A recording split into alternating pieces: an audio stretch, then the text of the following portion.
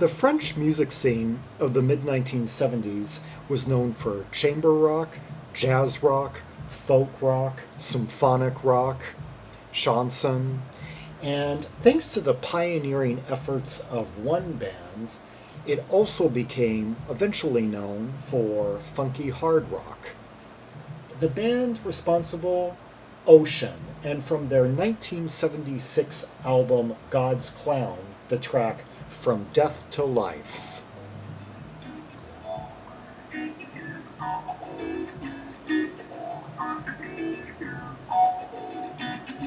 In the jungle and a rotable tree, animals speaking by the way of life.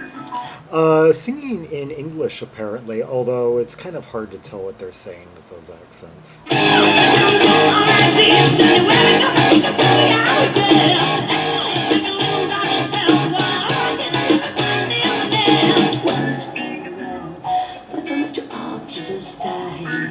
I had forgotten just how it blasts out like that. I unpressed the pause and wow, it almost blew my ears out. Yeah, so far you hear that really flangey guitar, that kind of, I don't know, kind of sounds like a mixture of like flange and wah-wah. The guitar tone on this somewhat reminds me of Mahogany Rush at times from the period, but more on that later. If we're gonna find things in.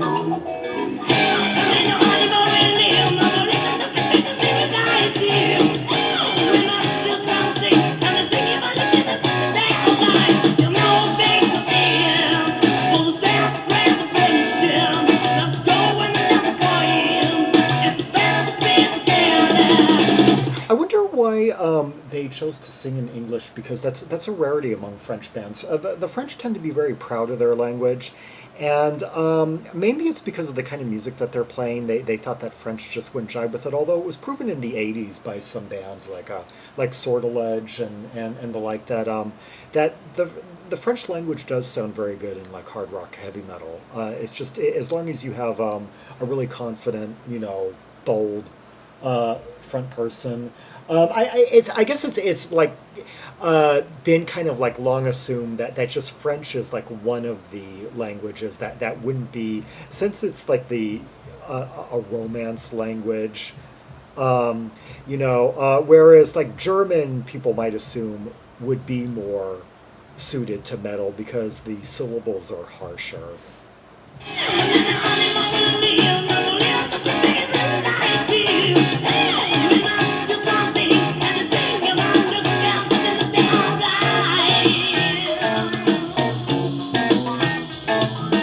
Oh God, I love this part right here. This is like the main earworm of the song. Let's. Okay.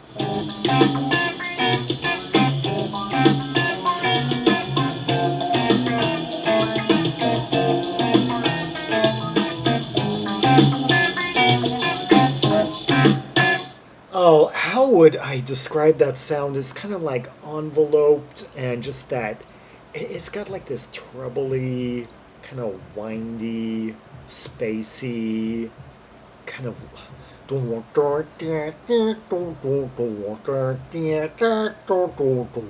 And there's a slight pitch bend going on. Oh.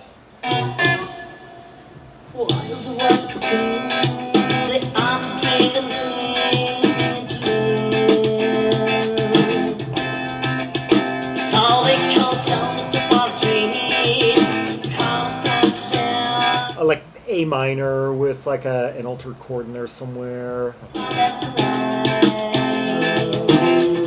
F major 7. Yeah.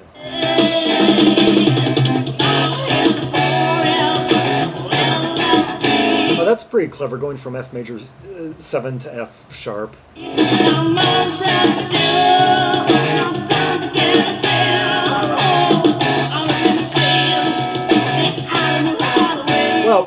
Having basically a first part of a verse that's basically two kind of fairly conventional key centers for a rock band, and then pivoting to like a section of flats and sharps for one of the bridges anyway.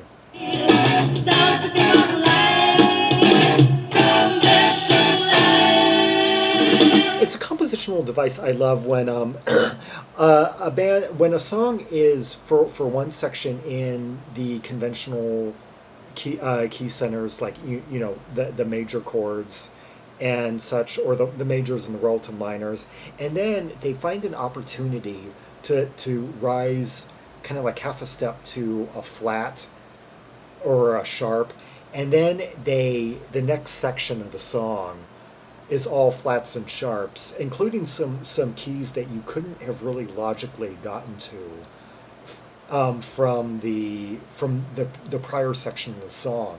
Like, because none of those chordal passages would have opened it up. You would have been committing something kind of. You would have been throwing in just something that jarred, or throwing in a tritone.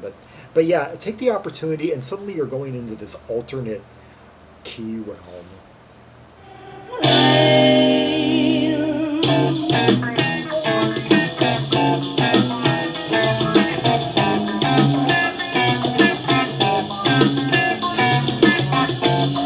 What I'm hearing several tones at once. Bum, F sharp, don't, no, nah, no. But it's not a conventional F sharp chord though. That notes that he's playing.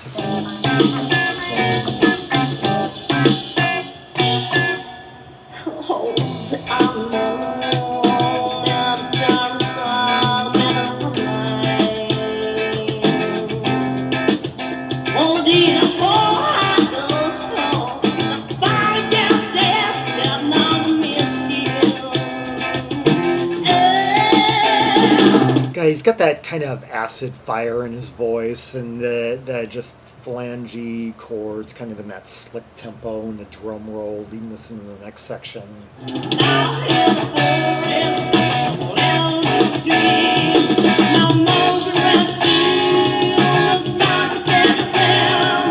I love the way those chords just kind of hang on. They have that sustain to them, though.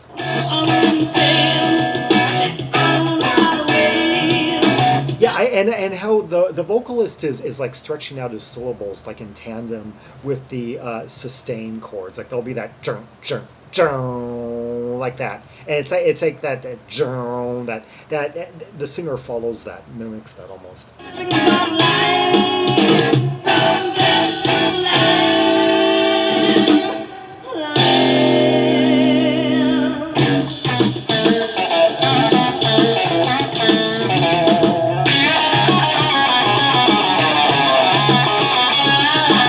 Kind of an altered version of that hypnotic part.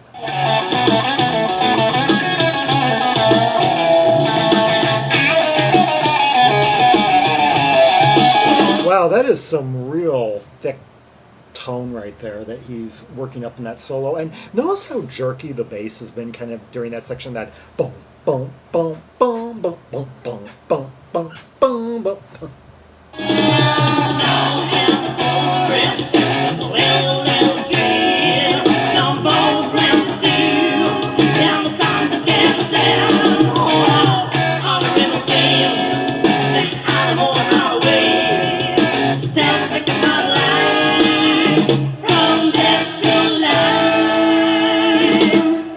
A very unique take on funky hard rock.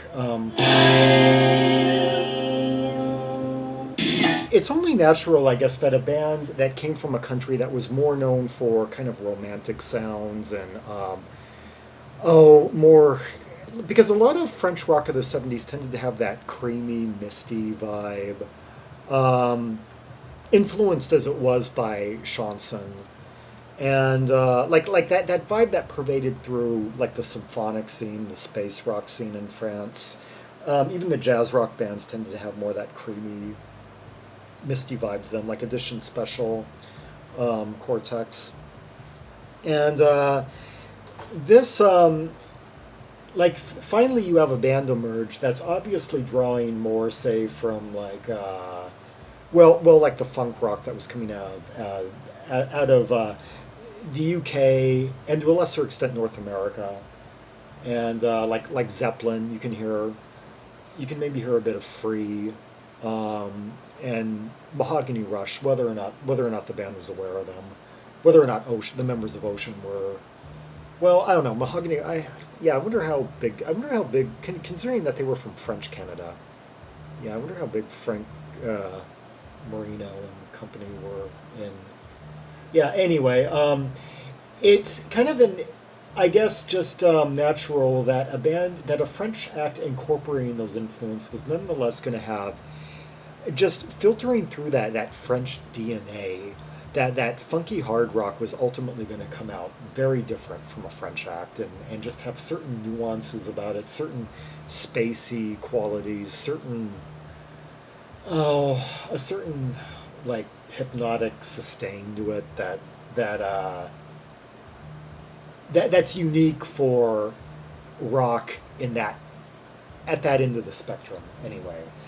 Let's hear another track from the album, With the Sound I Can Escape.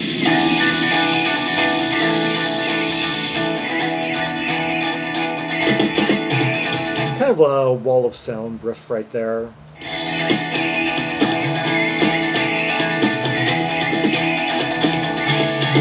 Reminds me just a tad bit of the guitar tone at the beginning of that T2 song. Yeah. Oh, the title escapes me. Dun dun dun dun dun dun dun dun. That one.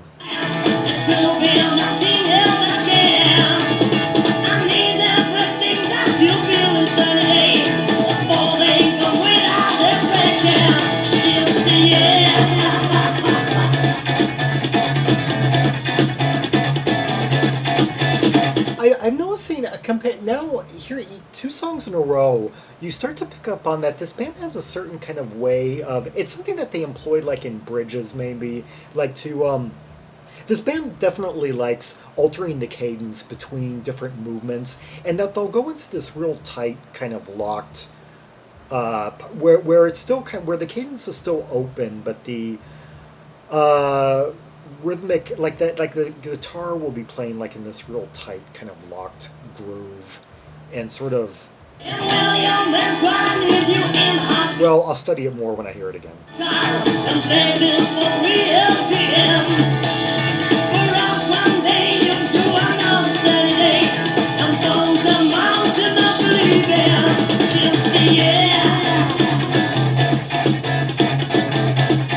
Yeah, see right there. That's what I was like talking about. That they, where the guitar and the drum are kind of like doubling up on one another right here.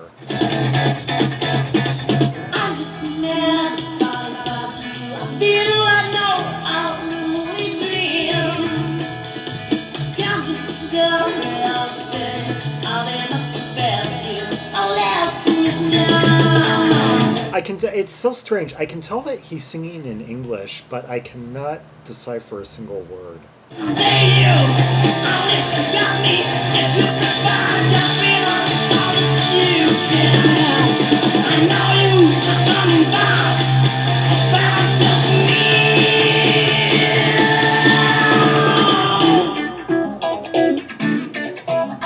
Well, that is quite a wah-wah, like phased kind of pan wah-wah. Yeah, I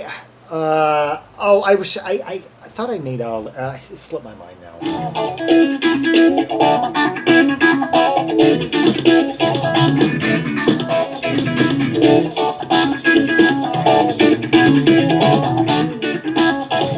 Well, I like those dropouts where suddenly it becomes more trebly and more stripped, and it's just kind of like phasey.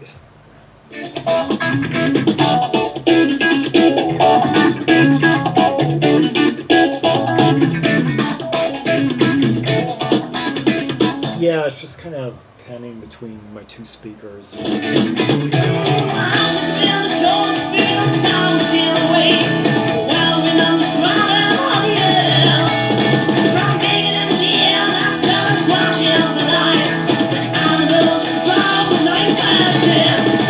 Drumming is really hyperactive throughout it, just like laying down a big like bed of like kicked up dust, and kicking up dust throughout each bar.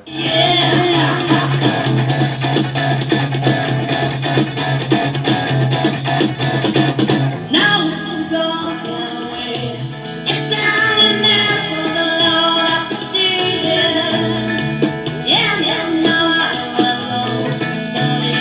guitar sounds are kind of like liquidy right here. I know notice how the guitarist really hasn't been using any like crunchy or distorted sounds. It's mostly been like kind of flan. It's been more like flangey and just kind of rupturous at times, or just liquidy kind of during the quieter passages, or spacey at times.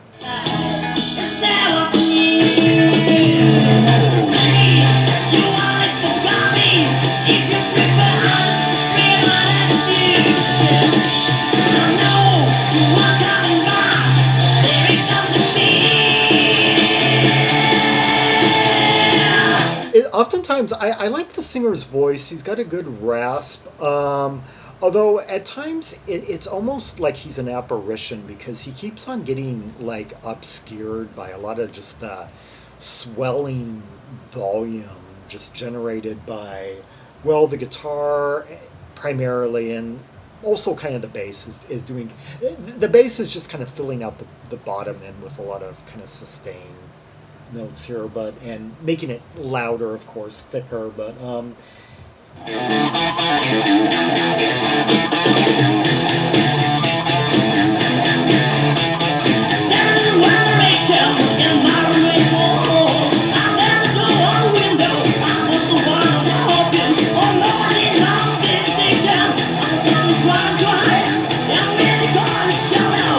about time I introduced the people on here. On, let's see. Oh, it looks like the guitarist and the vocalist are, well, it credits three of them with vocals, but guitar, synthesizer, voice, George Bodossian. And let's see, I don't know if he's the lead vocalist or not. He appeared on, let's see, basically Ocean did this album in 1976, and then they did three albums in the early 80s, I believe. And so he was pretty much a spring chicken at this point. Most of his credits would be later on. Bass and voice, Noël Alberola. Credits pretty much limited to this band. Drums, percussion, Bernard Leroy. Pretty much limited to this band.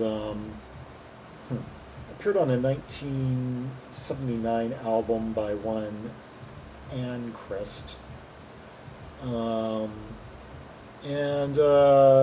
Voice, percussion. This is probably the actual vocalist. Robert Belmonte. Who is no longer with us. Passed away in 2004. And credits mostly Ocean.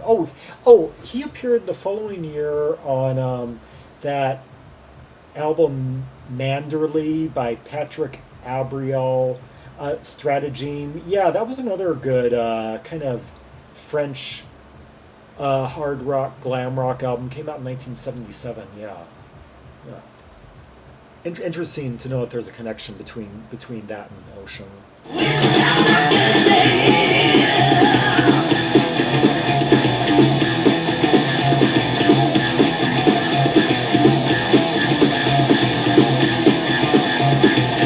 Hear that cymbal now, just like creating this kind of like misty sound throughout it.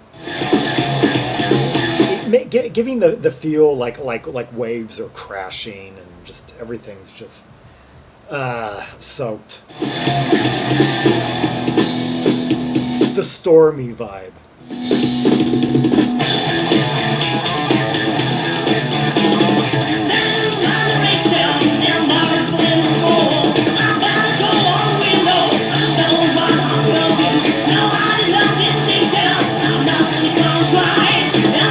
Parts of this maybe kind of remind me of High Tide for some reason. Maybe it's just the loudness, the overall loudness in like this part.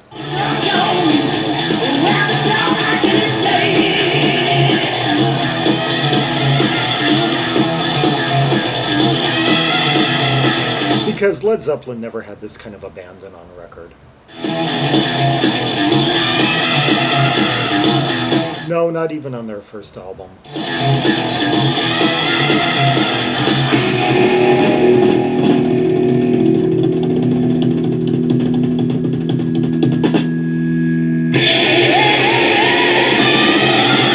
Yeah, I guess the high tide reference isn't so far off.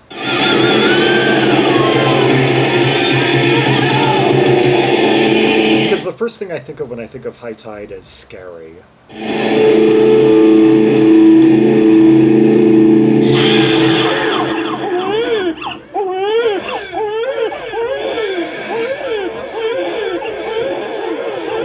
And this is quite, well, this takes me by surprise.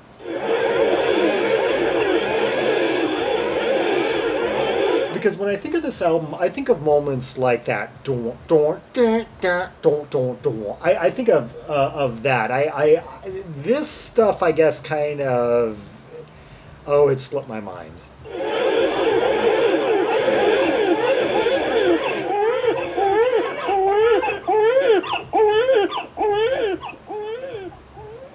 Oh, that was With the Sound I Can Escape by Ocean.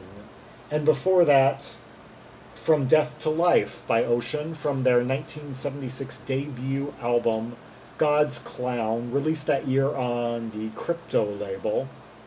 Yeah, Crypto was an interesting label. It was ran by the manager of Ange, Jean-Claude Pognon. And so it had quite a few good releases on it. It had some Ums by Mona Lisa, and oh, I think it had like the Arcane, the Atlanta, it had some good releases in its own time, and then it got confusingly brought back to life in the 90s, and then got to lay claim to some other good releases from the 70s that it didn't have the first time around. So it depends on what release date or what issue of an album you're looking at. Let's see. Actually, in the calendar, in the actual 70s, let's see. It had Cybertron. I guess it issued the Australian Cybertron album in Europe. It had Carpe Diem, or it had certain pressings of Carpe Diem. It had a 1977 issue of their first album, although that album came out in 75. It had the Michael Mulini that I did a while back. Calava Orchestra, yeah, a whole bunch of good stuff from that period. Yeah, the French scene really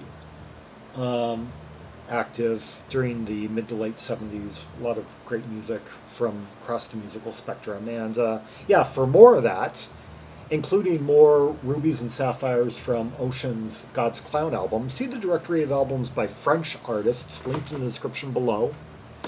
Like and subscribe, follow me on social media, and leave a comment if there are any observations you have about these songs, the riffing, the soloing, the effects, the intensity of it all, and most importantly, the lyrics, if you were able to understand what he was saying, or if you just so happen to have access to a lyric sheet to this album. Anyway, until next time, this is Zaragon, the world's most air-traveled trimaximalist, signing off.